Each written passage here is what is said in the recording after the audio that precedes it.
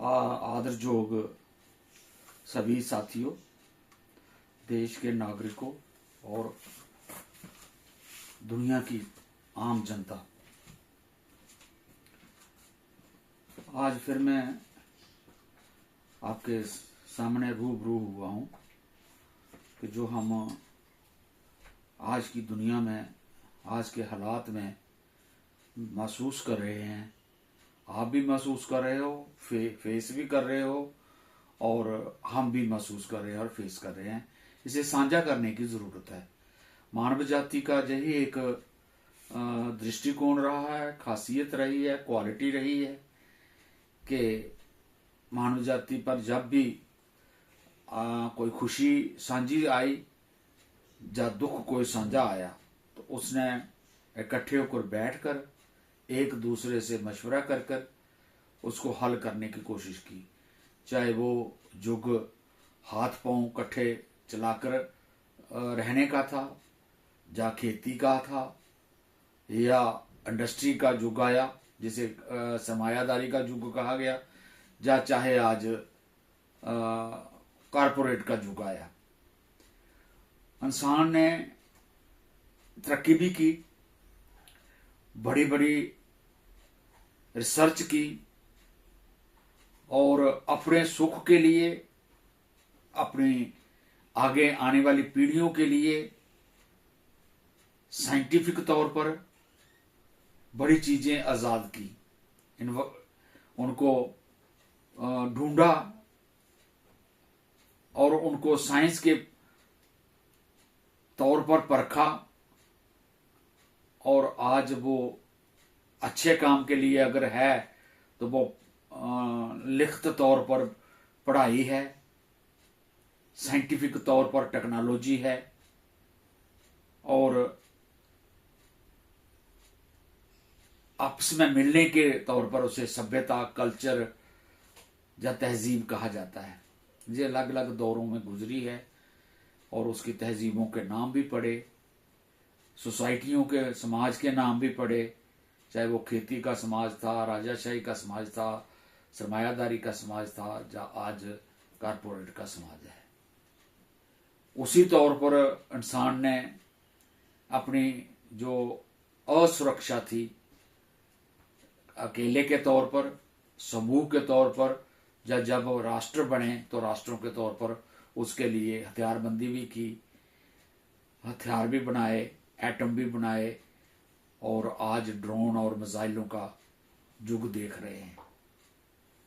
जहां इंसान ने इसे अपने अच्छेपन के लिए आजाद किया,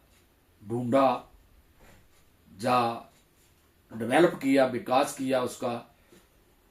वहां उसके आज नहीं बल्कि शुरू से नुकसान के लिए भी ये साबित हुई। चाहे वो जंग राष्ट्रों के बीच रही, कबीलों के बीच रही, या फिर आलमगीर जंग के तौर पर जिसे फर्स्ट वर्ल्ड वार और सेकंड वर्ल्ड वार कहा गया, उसके तौर पर देखी, सही, जिस पर एटम भी चला दूसरी विश्व युद्ध में और करोड़ों लाखों रुपयों का, सरमायों का नुकसान हुआ और लाखों ही लोगों की जानें भी गई, शहीद भी होना पड़ा। जो वर्दी में थे वो शहीद होकर राष्ट्र की सेवा कहते रहे और जो वहां पर कत्ल हुए या मर गए या अपनी जानें निछावर कर दी, उनको देशभक्त भी कहा गया और वो देश की खातिर मर गए। ये लगातार इंसानी तहजीब में, इंसानी सभ्यता में रहा है। लेकिन जैसे जैसे इंसान की समझ बढ़ती भी गई तो उसके समाज में कुछ असूल भी बनते गए और कुछ सभ्यताओं की तब्दीली भी हुई और जो गांव की सभ्यता थी वो कहीं शहर की तब्दीली में आ गए, कहीं शहर मिलकर या गांव मिलकर, शहर मिलकर देश भी बन गए और कहीं देश मिलकर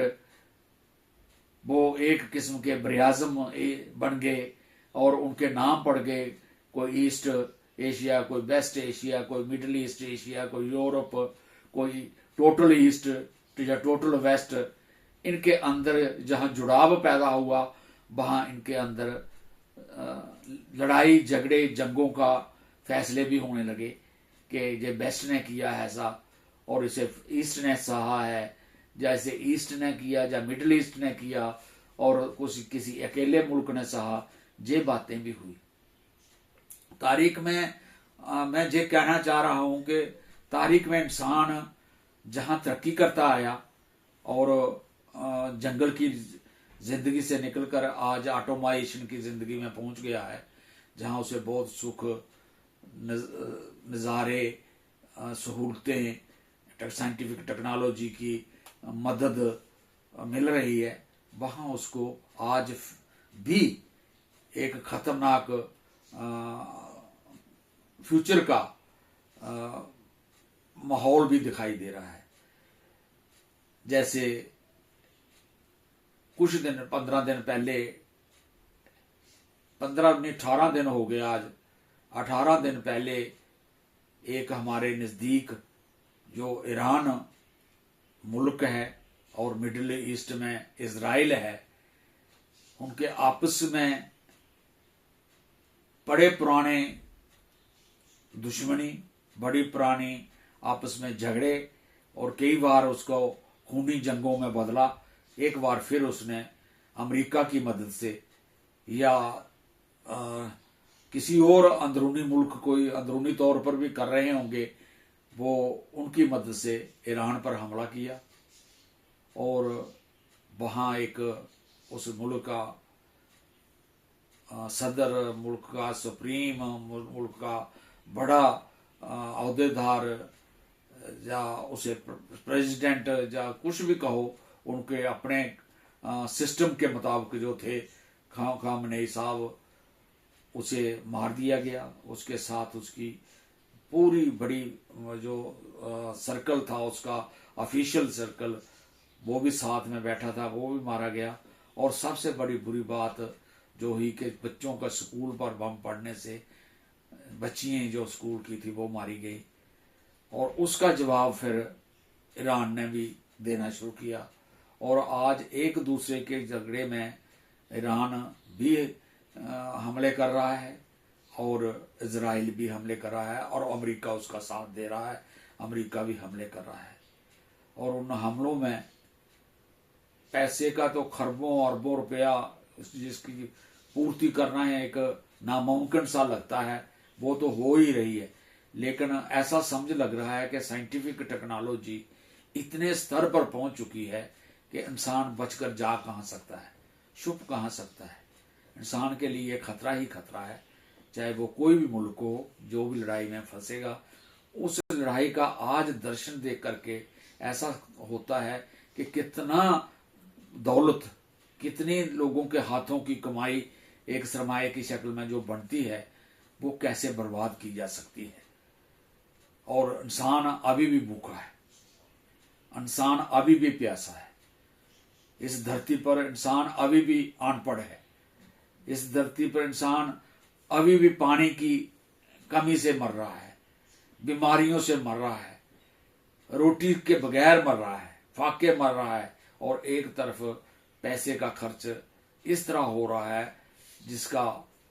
कोई हिसाब ही नहीं कर किया जा सकता। एक इंसान आज के सभ्य इंसान होने के नाते, जिसे हम बड़ी हाई क्वालिफिकेशन कहते हैं, हाई क्वालिटीज कहते हैं, अभी अभी ट्रम्प जी भी एक भाषण में या एक रिमार्क्स में कह रहे थे ईरान के बारे में, जो लड़ाई देखकर ही कह रहे थे कि उनका क्वालिटेटिव स्तर बड़ा ऊंचा है ईरान का, उनकी समझ बहुत ऊंची है और सोचा नहीं था कि वो इतने हाइट आईक्यू के लोग होंगे। यानी कि कोई अपना आपको तो कह सकता है कि मैं बड़ा इंटेलेक्चुअल हूँ, जब हमारा मुल्क ही सबसे ज़्यादा पढ़ा लिखा है और हाई क्वालिटीज रखता है, लेकिन ट्रम्प को ये मानना पड़ा कि कोई दूसरा मुल्क भी हमसे भी ज़्यादा टेक्नोलॉजिकली आगे हो सकता है उसका आईक्यू भी हो सकता है और वो समझदार भी हो सकता है, इंटेलिजेंट भी हो सकता है। तो अगर हम ये समझते हैं तो क्यों ना पूरे मुल्कों की ये समझ, ये टेक्नोलॉजी की ताकत और आईक्यू की ताकत अगर जनता को बचाने के लिए हो जाए, जनता के मसले हल करने के लिए हो जाए, पूरी दुनिया को रोटी पानी और साफ हवा देने के लिए हो जाए, तो दुनिया स्वर्ग बन सकती है। जिसे स्वर्ग कहा जाता है वो क्या है क्या नहीं है, लेकिन ऐसा कहा जा सकता है कि जहां पर हर चीज इंसान को बड़ी आसानी से मिल सकती है और आने वाली पीढ़ी जो बड़ी खूबसूरत बच्चे हो रहे हैं उनको एक खूबसूरत दुनिया मिल सकती है, जहां साफ हवा हो, साफ पानी हो, खाने को रोटी हो, पढ़ाई का इंतजाम हो और वो अपनी जिंदगी जो साल मिलते हैं कुदरत की तरफ से, एक जीवन का जो एक सर्कल है कि किसी ने कितने साल जीना है, किसी ने कितने साल जीना है, वो एक अच्छे तौर पर जी सकता है। लेकिन ऐसा सोचना तो है, लेकिन ऐसा हो नहीं रहा है। अभी भी ये सोचा जा रहा है कि कोई किसी को हरा कर बगैर हम बड़े नहीं बन सकते, और उससे जो प्रॉब्लमें पैदा हो रही हैं, लाजमी है कि अगर एक मुल्क दूसरे पर हमला कर रहा है तो वो भी उसका जवाब उसी तरीके से दे रहा है। आज हमारे देश में किल्लत है गैस की और ज्यादा खतरा लग रहा है कि कल को तेल भी, जैसे डीजल, पेट्रोल, मिट्टी का तेल, जैसे भी जो उसके पेट्रोलियम पदार्थ में से चीजें जो निकलती हैं उनकी शॉर्टेज आ जाएगी और हमारा मुल्क जो इस वक्त 140 करोड़ से ज्यादा आबादी रखता है उसके लिए क्या कुछ हो सकता है और उसके लिए क्या खतरे आ सकते हैं। वो ईरान ने, उसके पास जंग के हिसाब से ऐसा मोर्चा उसके हाथ में है जिसने पूरी दुनिया का वो रास्ता रोका है, और उस रास्ते से जो माल नहीं पहुंचेगा उसके कितना असर और दुनिया पर होगा इसका अंदाजा नहीं लगाया जा सकता है। तो इससे कई मुल्कों में वैसे हैं, लेकिन सामने कोई इकट्ठा होकर नहीं आ रहा है। एक बात तो सामने समझ आती है, जो हम समझते हैं, जो हमारी नीति है, जो हमारी जो समझ है, उसके मुताबिक के बार बार ये तजर्बा हमें दिखाई दे रहा है जंगों का और आज की टेक्नोलॉजी का, चाहे वो टेक्नोलॉजी डेवलपमेंट की है, चाहे टेक्नोलॉजी जंग की है, वो इंटरडिपेंडेंट है, अंतर्निर्भर है। जे समाज की समझ हो, खासकर जो रूल कर रहे हैं, जो गवर्नमेंटों में बैठे हुए हैं, वो क्यों भूल रहे हैं इसे बार बार? समझौते वो कर रहे हैं, एक दूसरे को मिल रहे हैं, जे उनको पूरी समझ है कि एक मुल्क अकेला नहीं चल सकता है। एक दुनिया का किसी कोने में एक घर भी अगर है तो वो भी दुनिया के दूसरे आबादी के साथ अंतर्निर्भर है। तो जब हम इतने अंतर्निर्भर है, जब हमारी इंटरडिपेंडेंसी इतनी गहरी और इतनी जुड़वा है कि आज हमें खतरा लग रहा है कि अगर तेल उन्होंने बंद रखा तो उसका असर पूरी दुनिया पर पड़ेगा। अगर वहां पर लड़ाई करके उसे तबाह किया जाए, उस रास्ते को तबाह किया जाए, उसके मोर्चे को तोड़ा जाए, तो तब भी पूरी दुनिया पर असर पड़ेगा। अगर वो ऐसे रोका रहेगा तब भी दुनिया पर असर पड़ेगा। अगर खोल दिया जाए तो तब भी दुनिया पर असर पड़ेगा। सिर्फ असर का सवाल ये है कि अच्छा पड़ेगा या बुरा पड़ेगा। हम बुरे के लिए तैयार हैं या अच्छे के लिए तैयारी करनी चाहिए। अंतर्निर्भरता तो तोड़ी नहीं जा सकती। आज दुनिया के बॉर्डरों को अगर हर जगह आप लड़ाई का बॉर्डर बना सकते हैं तो फिर तो दुनिया का रहना मुश्किल हो जाएगा, फिर तो तहजीबें, सभ्यताएं खत्म हो जाएंगी। ये हमें जो समझने की आज जरूरत है कि आज हम पॉलिटिक्स कौन सी करें। जितने भी जो राज चल रहे हैं, जितने भी देशों में सरकारें चल रही हैं, वो किसी राजनीति के तहत चल रही हैं, क्योंकि politics is above than the laws of land. Politics determine the future of society. Politics ही राजनीति ही तय कर रही है, चाहे वो किसी कहीं बचा खुचा राजा की शक्ल में हो, चाहे कहीं डिक्टेटर की शक्ल में हो, चाहे वो डेमोक्रेसी की शक्ल में हो, चाहे वो डिक्टेटर की शक्ल में हो, लेकिन आखिरकार वो राजनीति ही कर रहे हैं और राजनीति ही कानूनों को बनाएगी। जब वो बैठेंगे कि कानून ये बनाना है कि आज रास्ता खोल देना है, तो वो रास्ता खुल जाएगा। और जब बैठकर इसी हाल में उसी, चाहे वो अमेरिका के सेनेटर का हाल होगा, चाहे किसी मेंबर पार्लियामेंटों का हाल किसी देश में होगा, चाहे किसी और देश में किसी किस्म का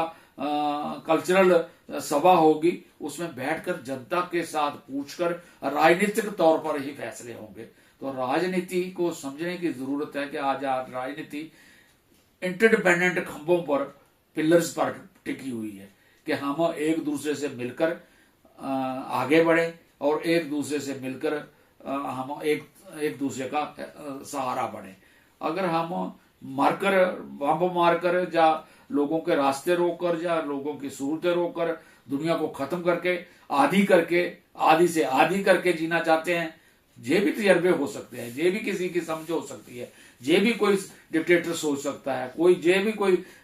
मंत्री सोच सकता है कि हम आधी दुनिया रख लें, वो हमारे नीचे रहेगी, जहां उससे आधी से भी कम कर दें तो और हमारी ज्यादा हुकूमत चलेगी। हम अपना ग्रीनलैंड अलग बना लेंगे, वहां पर हवा भी साफ होगी, वहां पर पॉल्यूशन भी नहीं होगा, वहां पर कोई और बीमारी भी नहीं पहुंचेगी। तो वो उसकी नासमझी है। ऐसा नहीं अब होगा। अब दुनिया इतनी नजदीक पहुंच चुकी है एक दूसरे के कि कहीं भी कोई किसी को जीने नहीं देगा। इसलिए अच्छा यही है कि आज हम पॉलिटिक्स की पूरी रवायत बदल दें, जो पॉलिटिक्स ऑफ कन्फ्रंटेशन लेकर चलते हैं, टकराव की राजनीति, और उसमें अपने आप को समझते हैं कि मैन कैन कंकर द नेचर, कि आदमी पूरी दुनिया को जीत सकता है। वो उसकी खाल ख्यामी है, उसको ये छोड़ देना चाहिए कि कोई किसी पूरी दुनिया को नहीं जीत सकता। हमें अंतर्निर्भरता पर ही रहना पड़ेगा। पॉलिटिक्स ऑफ पीस, और उसमें पॉलिटिक्स ऑफ पीस में इंटरडिपेंडेंस, टॉलरेंस, कोएग्जिस्टेंस, एक्सेप्टेंस, और हमें एक दूसरे को आदान प्रदान की राजनीति ही लेना पड़ेगी, जिसमें सहअस्तित्व हो, अलग अलग बोलियों का, एथनिसिटीज का, नस्लों का, पहचानों का आपस में रहन सहन हो, और वो एक दूसरे की इज्जत भी करें और सलाह मशवरा भी करें और एक दूसरे पर दोष आरोपण भी करें, लेकिन वो सब बातों के जरिए हो, राजनीति के जरिए हो, ना कि बंदूक एटम की तरफ अगर बढ़ रहे हो। अगर एक एटम आपने 1945 में डालकर देख लिया है हिरोशिमा और नागासाकी में, अगर फिर आप एटम की तरफ ही बढ़ना चाह रहे हो, तो हो सकता है कि दो सभ्यताएं, दो मुल्क, दो एरिए, दो बरेआज़म या दो ओशियन जो होते हैं, अलग अलग कॉन्टिनेंट हैं, जो वो कोई तबाह हो जाएंगे, बच भी जाएंगे कुछ, और वो राज कर सकते हैं। तो कहोगे वो उसे अक्लमंदी है, या कहो उसे IQ वेस्ट है, या कहे वो कि मैं सबसे बड़ा लीडर हूं दुनिया का और सबसे ज्यादा जानता हूं, तो वो फिर फेलियर है,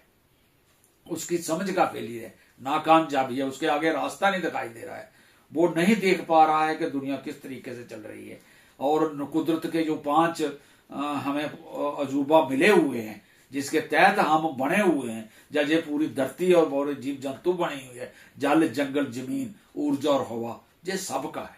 ये 5 चीजें ही सभ्यता बनाती हैं, ये 5 चीजें ही एग्जिस्टेंस को दिखाती हैं, और ये 5 चीजें ही एक दूसरे को जीवन दान देती हैं। जिससे इन्हें खत्म करके कहो कि मैं ही सबसे हूं, उसको मैं अपनी खत्म करना पड़ेगी। आज डेमोक्रेटिक सोसाइटी इस स्तर पर पहुंच चुकी है, क्वालिटेटिवली और क्वांटिटेटिवली इतनी ऊंची पहुंच चुकी है कि हम एक सेकंड भी एक दूसरे के बगैर सांस तक नहीं ले पा रहे हैं। इतने अंतर्निर्भर हो चुकी है दुनिया। और फिर भी हम अपने धड़े, अपने ग्रुप, अपने मुल्कों की अलग अलग किस्म की पॉलिसियों को लागू करवाने के लिए जोर जबरदस्ती का रास्ता अपनाने वाले लोगों को अब पीछे हटना चाहिए। इन चीजों को हटकर आज पॉलिटिक्स ऑफ पीस और इंटरडिपेंडेंस की राजनीति को आगे लाना चाहिए, और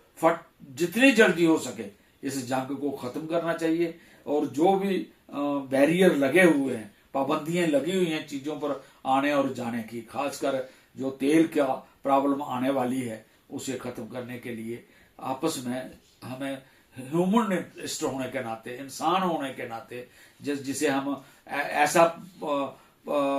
एक घटनाक्रम समझते हैं इंसानियत को, कि जो समझती है, जो सोचती है और लिखती है और पढ़ती है, और वो ही फैसले करती है। तो अगर आपको कुदरत ने एक इतना समझ दी हुई है, कुदरत ने आपको इतनी ताकत दी हुई है, कुदरत ने आपको, प्रकृति ने आपको इतना बड़ा जो दिमाग, सोच, क्वालिटी, क्वांटिटी दी हुई है, उसे अच्छे तरीके से पालने के लिए किया जाए। और मैं इसके साथ ही आप लोगों का बहुत शुक्रगुजार हूं कि आप शायद बातें सुनते होंगे और उस पर अपना प्रतिक्रिया भी दिया करो, ताकि हमें पता चले कि हम ठीक बात कह रहे हैं या हम अपने मन की एक भड़ास निकाल रहे हैं। मैं तो ये समझकर बात कर रहा हूं कि अगर मुझे जो कोई समझ लगी है मैं आपके सामने रखूं, गलत है या ठीक है इसका फैसला आप करें। और जरूरत ये है कि आज दुनिया में हमें पॉलिटिक्स ऑफ पीस, शांति की ही राजनीति को आगे लाना पड़ेगा, और जितने भी हमारे टकराव हैं, हमारी या कोई आपस में गैप हैं सोचने के, उसे खत्म करने का रास्ता डायलॉग सामने लाना चाहिए। अभी थोड़े दिन पहले, थोड़े सालों पहले हम देखते थे कि जब कोई ऐसी जंग होती थी तो हमारी सेकंड वर्ल्ड वार में बनाई हुई यूएनओ एक्टिव होती थी और उसके रेजुलेशन पास होते थे। दुनिया सोचती थी कि सिक्योरिटी काउंसिल की मीटिंग होने वाली है, यूएनओ की मीटिंग होने वाली है, शायद जंग रुक जाए, शायद उसमें कोई बातचीत चले। आज वो भी ठंडी होकर बैठ गई है, चाहे तो उसे दबाया गया है, चाहे उसे कोई 5 मुल्क जिनके पास बिट्टो पावर है वो बनने नहीं देना चाहते, चलने नहीं देना चाहते। जिस आम जनता ने सोचना है, अगर आम जनता सोचेगी तो वर्ल्ड ऑर्डर और भी लोगों के बन सकते हैं, खूबसूरत वर्ल्ड बन सकती है, खूबसूरत सरकारें भी बन सकती हैं, दुनिया के पैमाने पर भी बन सकती हैं, बरआज़म के एशिया में भी बन सकती है, यूरोप में भी, अगर यूरोप यूनियन बनी हुई है, और भी कई मुल्कों की आपस में हम इलाकाई या बरआज़म के तौर पर भी जो द्वीप हैं वो द्वीपों के तौर पर भी गवर्नमेंटें बनाई जा सकती हैं, और फिर उसे दुनिया के पैमाने पर भी बनाया जा सकता है, जहां पर ना कोई बिटो पावर हो, ना अपने आप में कोई सोचे कि मैं बड़ा हूं, और ना ही कोई ये सोचे कि मेरे पास हथियार ज्यादा हैं तो मैं ही दुनिया को चलाऊंगा। ये राजनीति, ये समझ आज हम कंडेम करते हैं, और ये राजनीति आज मानव विरोधी है, ये राजनीति आज प्रकृति विरोधी है, और हम आम तौर पर ये अल्टीमेटली इस जमीन को भी तबाह करेगी, इस ग्लोब को भी तबाह करेगी, और इस कुदरत के खिलाफ होगी। धन्यवाद, शुक्रिया।